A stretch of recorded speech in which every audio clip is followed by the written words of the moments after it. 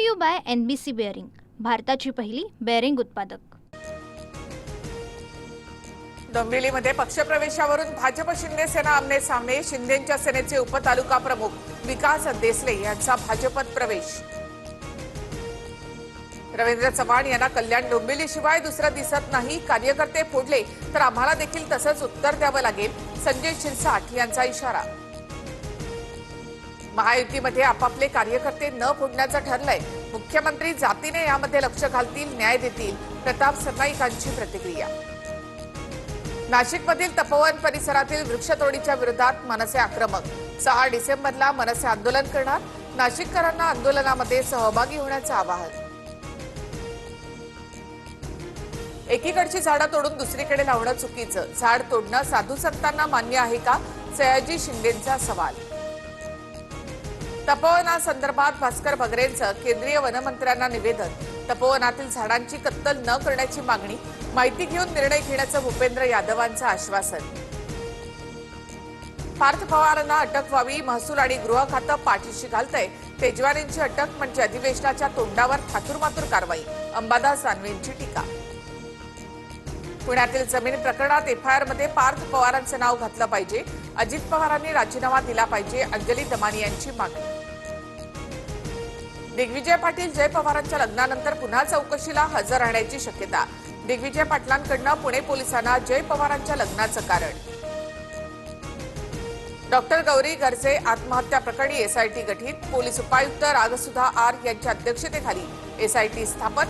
SIT मध्ये एकूण 7 अधिकाऱ्यांचा समावेश। जनता सोबत आहे तर इतका पैशाचा वापर का करावा लागला? EVM मध्ये गडबड करून निकाल फिरवायचा असल्यामुळे 20 दिवसांचा वेळ वाढवून घेतला। वडेट्टीवारांचा सत्ताधाऱ्यांवर आरोप। गोंदियातील सालेकसा नगरपंचायत निवडणुकीतील EVM छेडछाड प्रकरणी भाजप वगळता सर्वपक्षीय उमेदवार आक्रमक। संबंधित अधिकाऱ्यांवर निलंबनाची कारवाई करा, अन्यथा पुन्हा आंदोलनाचा इशारा।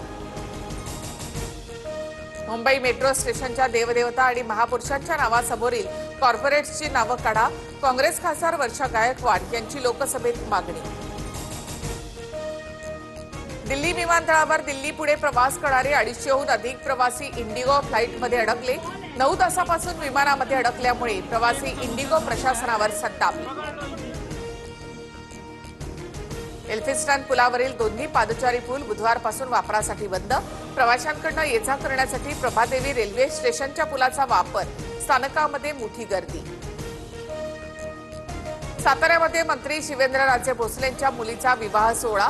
राज्यभरातून विविध मान्यवरांची विवाह सोहळ्यासाठी उपस्थिती। उद्या शिक्षकांचा राज्यव्यापी संप। संपामध्ये सहभागी झाल्यास वेतन कपात करण्याचा शिक्षण विभागाचा इशारा।